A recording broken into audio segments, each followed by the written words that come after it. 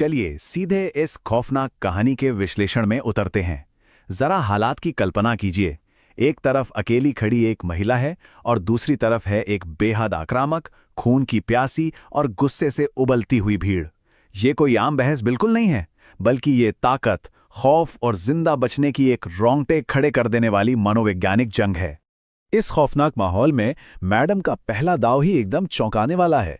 वो सीधे कहती हैं, ए आवाज नीचे, वरना जीप के पीछे बांध के घसीट के ले जाऊंगी। सच कहूं तो ये कोई खोखली चेतावनी नहीं लगती। ये भीड़ पर अपना पूरा दबदबा कायम करने का एक बेहद क्रूर तरीका है। वो साफ जता रही हैं कि इतने भारी दबाव और खतरे के बावजूद वो किसी के सामने झुकने वाली नहीं है। और ध्यान देने वाली बात यह है कि ये भयानक धमकी हवा में नहीं दी गई है। ये उस बेकाबू भीड़ का सीधा जवाब है जो पहले ही ऐलान कर चुकी है कि ये आदमी लोग सब भाग के चले गए हैं और अब वे सीधा उनके घर की ओर बढ़ रहे हैं। भीड़ को लगता है कि उनका खौफ हावी हो रहा है, लेकिन हमारी नायिका की अडिग शांति उनके इस आत्मविश्वास को एक ही झटके में चकनाचूर कर देती है। अब हम इस टकराव के अगले हिस्से की तरफ बढ़ते हैं, जिसे हम एक भ्रामक आतिथ्य या मनोवैज्ञानिक धोखे का नाम दे सकते हैं। चलिए देखते हैं कि यह दिमागी खेल कैसे आगे बढ़ता है। यहां पर हमें एक भयानक मनोवैज्ञानिक भटकाव देखने को मिलता है। एक ही सांस में हालात कैसे बदलते हैं वो देखिए। एक पल में जीप के पीछे बांधकर घसीटने जैसी हिंसक धमकी दी जाती है और ठीक अगले ही पल एक बेहद विनम्र लेकिन अजीब सा प्रस्ताव आता है, आप दूर से आए हो, कुछ ठंडा लेंगे। यह अचानक आया बदलाव उस आक्रामक भीड़ के दिमाग को पूरी तरह से सुन्न कर देने के लिए काफी है। असल में यह कोई साधारण मेहमानबाजी नहीं है। इसे हम हथियार के रूप में शिष्टाचार यानी वेपनाइज्ड पोलाइटनेस कह सकते हैं।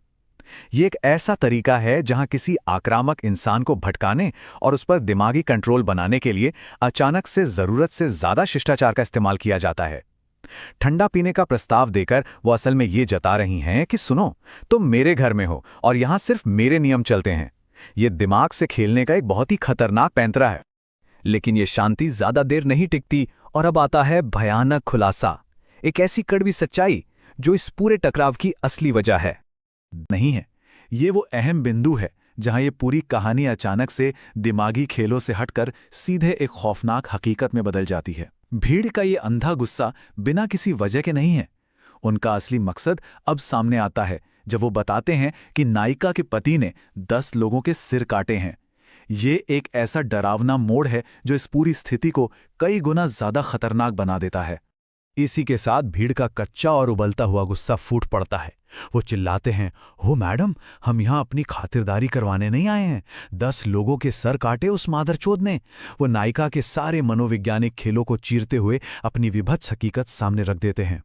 10 लोगों के सिर काटे जाने का ये भयानक सच उनके हिंसक इरादों को सही ठहराता है। अब यहां कोई मेहमानबाजी या दिमागी खेल काम नहीं आने वाला। और यहीं से हम पहुंचते हैं इस टकराव के चरम बिंदु, यानी एकदम आखिरी और सबसे खतरनाक स्टेज पर, जहां दो बिल्कुल अलग और आमने सामने की शर्तें टकराती हैं। इतने रोंगटे खड़े कर देने वाले आरोपों के बाद भी जरा नायिका की प्रतिक्रिया देखिए। वो कहती हैं, तमीज से बात कीजिए, वो मेरे पति हैं। सोचिए, 10 लोगों की नृशंस हत्या के आरोप के सामने भी उनकी मुख्य मांग अभी भी बुनियादी शिष्टाचार और अपने पति के लिए सम्मान ही है। ये दिखाता है कि बाहरी दुनिया में चाहे जो तबाही मची हो, वो किसी भी कीमत पर अपनी शर्तों पर ही नियंत्रण बनाए रखना चाहती हैं। लेकिन इसके बिल्कुल विपरीत भीड़ की खूनी मांगें एक एक करके सामने आती हैं। वो सिर्फ न्याय नहीं बल्कि खौफनाक प्रतिशोध चाहते हैं। पहले मार मार के, फिर बीच सड़क नंगा करके और अंत में घसीटते हुए ले जाना। वे सिर्फ बदला नहीं चाहते, वे उसे पूरी तरह से अपमानित और बर्बाद करना चाहते हैं। नायिका की तमीज की मांग और इस भीड़ की क्रूर हिंसक वास्तविकता के बीच का ये टकराव वाकई डरावना है। ये टकराव अपने सबसे खतरनाक मोड़ पर तब पहुंचता है जब एक आखिरी आदेश गूंजता है, दरवाजा बंद करो, उतारो इनकी मधियां। बाहर निकलने के सारे रास्ते बंद करने और उनके गुरूर को कुचलने का यह फरमान इस पूरी स्थिति को एक बंद कमरे की भयानक हिंसा में तब्दील कर देता है। अब पीछे हटने का कोई भी रास्ता नहीं बचा है। अब शिष्टाचार और हिंसा के इस जानलेवा खेल के दरवाजे बंद हो चुके हैं और ये हमें एक बहुत ही गहरे सवाल के साथ छोड़ जाता है कि इस बंद कमरे में असल में सत्ता है किसके हाथ में? क्या सत्ता उसके पास है जो अंदर घिरी हुई है, या उनके पास जो बाहर से अपनी हिंसक शर्तें थोप रहे हैं?